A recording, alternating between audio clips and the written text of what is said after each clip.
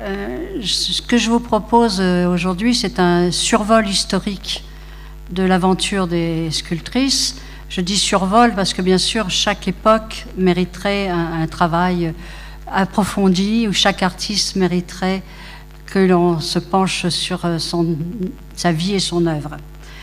Et même si aujourd'hui les choses ont un peu changé quant à l'intérêt qui est porté au travail des femmes artistes,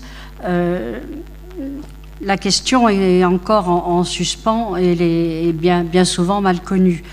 Et surtout, bien souvent, les femmes artistes ne sont pas connues pour des raisons esthétiques, scientifiques, de qualité, mais souvent, comme pour Artemisia Gentileschi ou pour Camille Claudel, pour des raisons qui sont plus romanesques et qui tiennent plus à leur biographie qu'à leur talent d'artiste. Et cependant,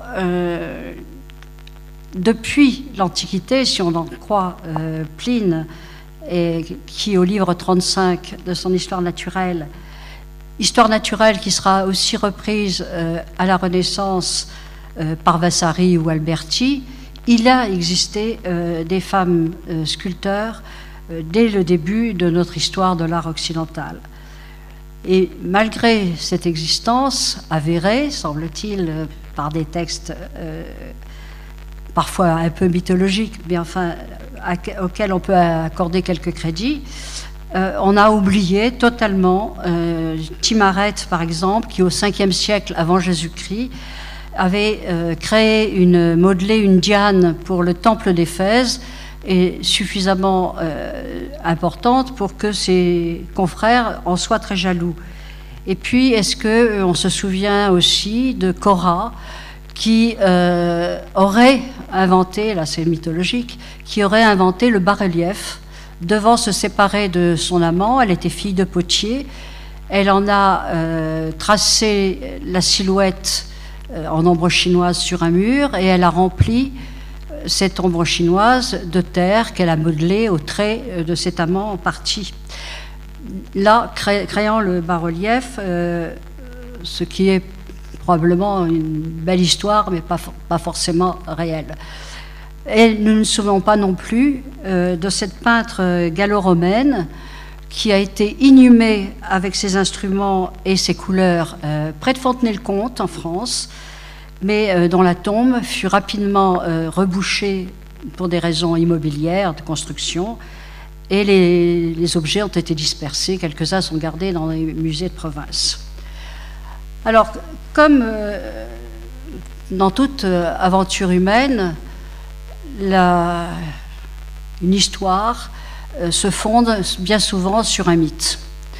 Et là, le mythe est celui d'une artiste qui se serait appelée Sabina ou Sabine de Steinbach. Et Sabine de Steinbach aurait œuvré à la cathédrale de Strasbourg, en particulier pour la porte de l'horloge, où l'on peut voir deux sculptures tout à fait remarquables, la synagogue et l'église, qui figurent l'Ancien et le Nouveau Testament. Et ces deux figures, en particulier la synagogue, avec son hanchement élusif, comme l'écrivait Paul Claudel, ces deux figures ont longtemps intrigué les historiens de l'art. Et ils ont intrigué les historiens de l'art parce que même si on peut rapprocher la synagogue de celle qui existe à Reims en piteux état, mais qui ressemble un petit peu dans sa forme à celle-ci, ou même si on trouve une parenté entre ces sculptures, et en particulier le modelé des drapés avec les sculptures de Chartres, on reste dans le domaine stylistique, la pose et le drapé fin se référant tout de même à l'art de la Grèce antique.